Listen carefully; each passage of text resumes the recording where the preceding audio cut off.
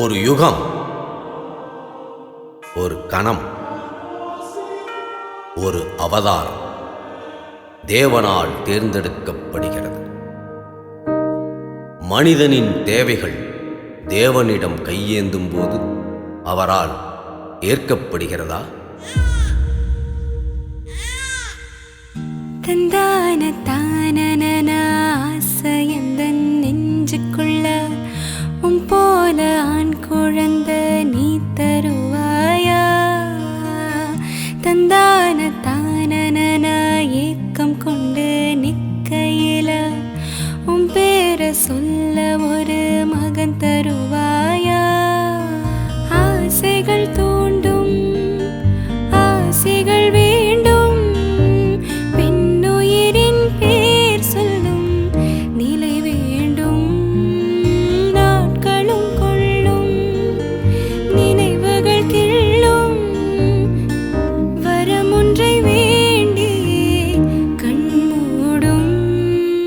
ஜனிக்கும் ஜீவனுக்குள் எத்தனை ஆயிரம் கனவுகள், அனைத்தும் நிஜங்களாய் நிர்ணயிக்கப்படுகிறதா? இயேசுவே, என் மகனை உன் பாதத்திலே ஒப்புக் கொடுக்கிறேன் கர்த்தாவே. என் மகன் என்னென்ன ஏக்கத்தோடு வந்திருக்கிறானோ, இவனுடைய ஆசை, விருப்பங்கள், எதிர்பார்ப்புகள் எல்லாவற்றையும் நீர் ஆசீர்வதிக்க வேண்டும் என்று ஜெபிக்கிறேன் ஆண்டவரே.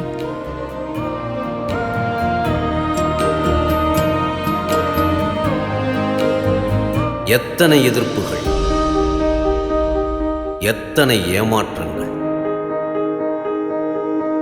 எல்லாவற்றையும் தாண்டி சகாப்தம் படைப்பது அவ்வளவு எளிதானதா?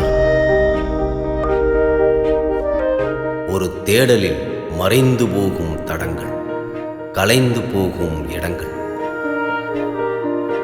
இவற்றை மீறி காலம் கடப்பது சர்வ சாத்தியமா? ஆயுள் முடிவதற்குள் அற்புதங்கள் அமைப்பது ஒரு எளிய ஜீவனால் முடியுமா? இன்பம், துன்பம் இரண்டும் ஒன்றுதான் என்பதை உணர்ந்தவர் யார்? அனைத்து கேள்விகளுக்கும் ஒரே பதில்.